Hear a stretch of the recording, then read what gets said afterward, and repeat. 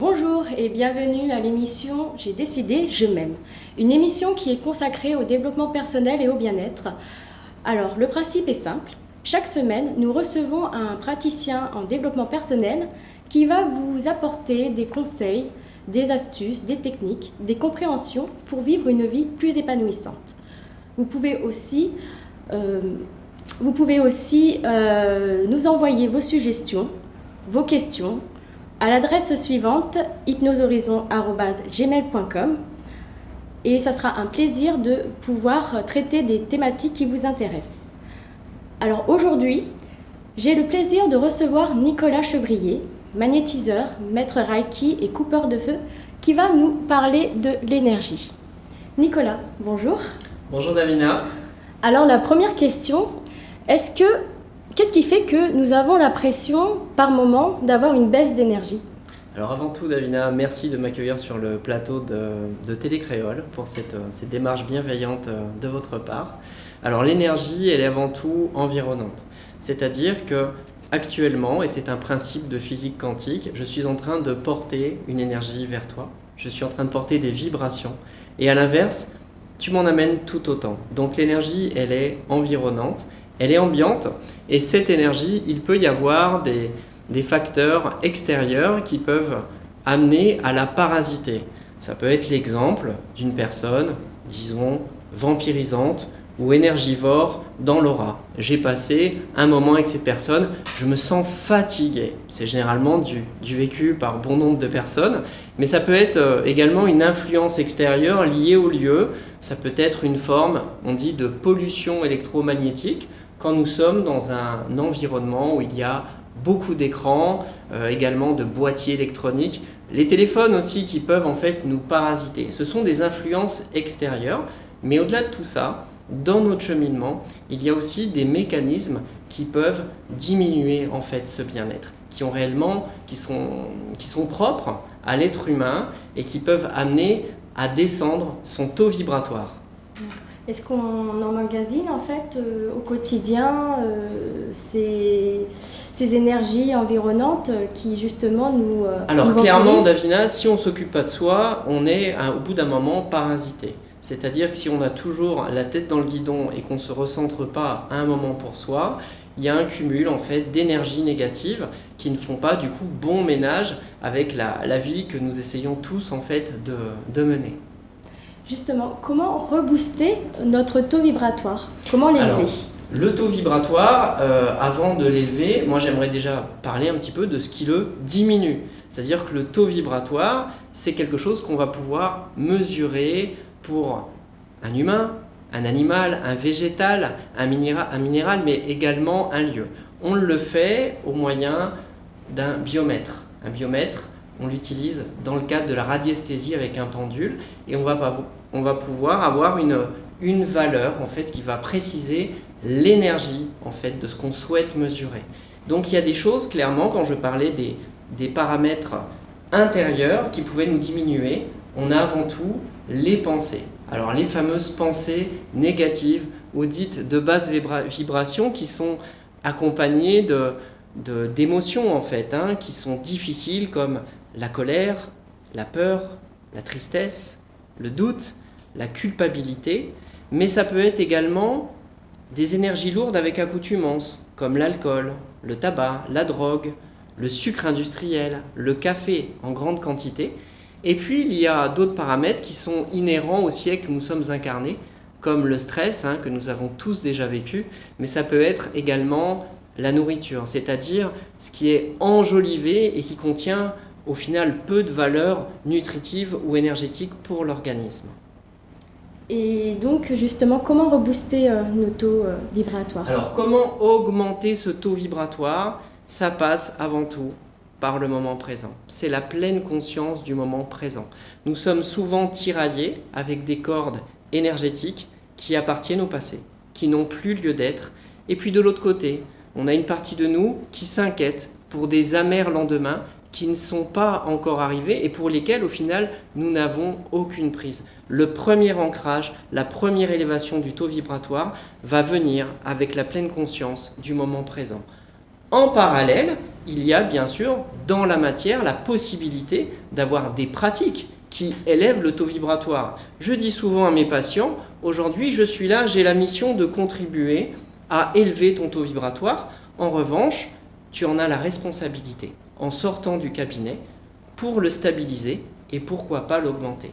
Ces activités liées à l'ancrage, nous avons l'activité physique, quelle que soit la discipline ou le niveau, mais ça peut être également le contact avec la nature, ça peut être les activités douces telles que la méditation, le tai chi chuan, le qigong, le reiki, le yoga, le pilate.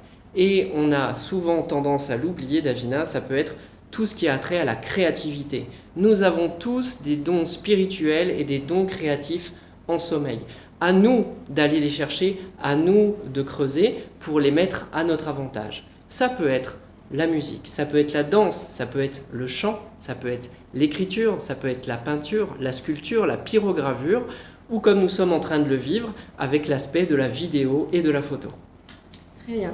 Et est-ce que le Reiki permet d'augmenter aussi nos taux vibratoires? Alors le Reiki permet d'augmenter le taux vibratoire. Généralement, quand je reçois un patient, je procède à la mesure du taux vibratoire avant le soin et à l'issue. On observe généralement une marge croissante d'environ 30 à 35 000 unités de bovis supérieure au taux initial, tout en sachant que le taux vibratoire moyen dans l'équilibre, pour la partie biotique de l'équilibre énergétique, est situé à 20 000 unités de bovis. Donc oui, les soins énergétiques contribuent à l'élévation du taux vibratoire. Justement, pouvez-vous nous dire en quoi consiste le Reiki? Alors le Reiki, du moins le Reiki Usui, le Reiki traditionnel, c'est un art ancestral japonais. Il a été canalisé par un moine bouddhiste qui s'appelle Mikao Usui, à qui je rends hommage aujourd'hui. Et ce moine bouddhiste tibétain a reçu les initiations. Les initiations, on appelle ça en japonais un satori. C'est un flot d'éveil lumineux spirituel qu'il a traversé durant une méditation sous un cours d'eau. À partir du moment où il a reçu en fait ces initiations, il a souhaité les transmettre pour son entourage, pour d'autres enseignants qui ont à leur tour formé d'autres praticiens, et on a aujourd'hui des dizaines de milliers de praticiens à travers le monde. Le système énergétique du Reiki est un système naturel d'apposition des mains pour transmettre une énergie de guérison, mais également pour apprendre la philosophie japonaise de la méditation. J'ai eu le plaisir d'interroger certaines personnes sur le Reiki et voici les questions qui ont été posées. À partir de quand sait-on que le Reiki a fonctionné, par exemple? Alors on le sait, je l'avais dit précédemment, on a déjà l'élévation du taux vibratoire. Mais le Reiki, qu'est-ce qu'il permet? Cette énergie, qu'est-ce qu'elle permet? Elle va déjà agir sur les différents plans de l'être, que ce soit le plan physique, mental, psychologique, émotionnel, spirituel. Cette énergie va permettre d'harmoniser la balance énergétique, de dissoudre de nombreux blocages. C'est une méthode douce, elle s'adapte aux besoins du receveur, et quand on a reçu ce soin, on se sent libéré, apaisé. On retrouve vraiment une forme de lumière dans son aura, mais surtout dans le regard. Et je le vois après chaque soin, parce que je pratique déjà depuis un certain nombre d'années. J'ai pratiqué sur moi, je continue à pratiquer sur moi. Je transmets cette énergie à autrui, et cette lumière dans les yeux ne ment pas.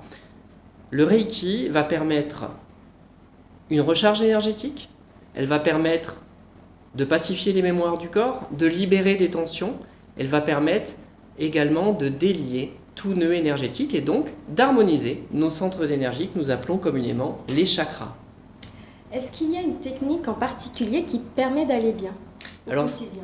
Alors cette technique que j'associe pour ma part au Reiki, parce que j'y suis initié, Eh bien, en 2013, j'ai appris au premier degré, le niveau Shodan, j'ai appris ce qu'on appelle l'AT. C'est l'autotraitement sur lequel on apprend à pratiquer 16 positions des mains pour se délivrer un traitement énergétique complet. Alors, une autre personne m'a demandé s'il y a des effets secondaires au Reiki. Alors, les effets secondaires dans le monde énergétique, en 3 mots, on va appeler ça la crise de guérison. Alors, ça peut faire peur quand on entend les mots, mais en fait, pas du tout. Quand on reçoit un soin énergétique, la mémoire cellulaire, elle va en fait se demander à se réinitialiser. C'est-à-dire qu'elle va vouloir se délester, se décharger de ce qui ne convient plus aujourd'hui pour son évolution. Alors, ça peut se traduire par une période cyclique d'environ 21 jours, par des émotions qui demandent à se libérer, mais ça peut être aussi des manifestations physiologiques parce que le corps exulte.